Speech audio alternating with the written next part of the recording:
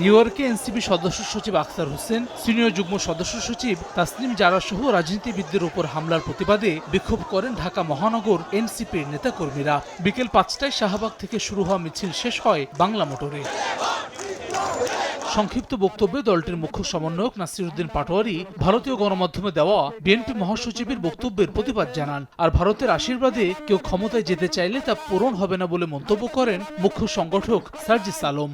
যদি আপনাদের পলিটিক্স ভারত নিজে হয়ে থাকে তাহলে আপনারা আমাদেরকে জানান, আমরা তাহলে আপনাদের ব্যাপারে নতুন করে সিদ্ধান্ত নেব। ভারতের সাথে নেগোসিয়েশন করে তাদেরকে খুশি করে আওয়ামী লীগকে পিঠ চাপড়ে তারা কি এই বাংলাদেশে নতুন করে ক্ষমতায় আসতে চায় কিনা? ভারতের আশীর্বাদে এই বাংলাদেশে কোন দল আর ক্ষমতায় আসতে পারবে না।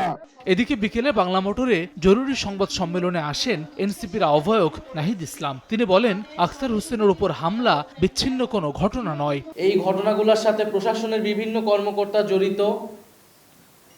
ভিতর থেকে এই ইনফরমেশনগুলো লিক করা হয়। নিউ ইয়র্কের কনসুলেট জেনারেলকে অবিলম্বে পদত্যাগ করতে হবে। দ্বিতীয়ত, ফ্যাসিবাদের জমানায় নিয়োগকৃত আওয়ামী দোসরদের ফরেন মিনিস্ট্রি থেকে অপসারণ করতে হবে।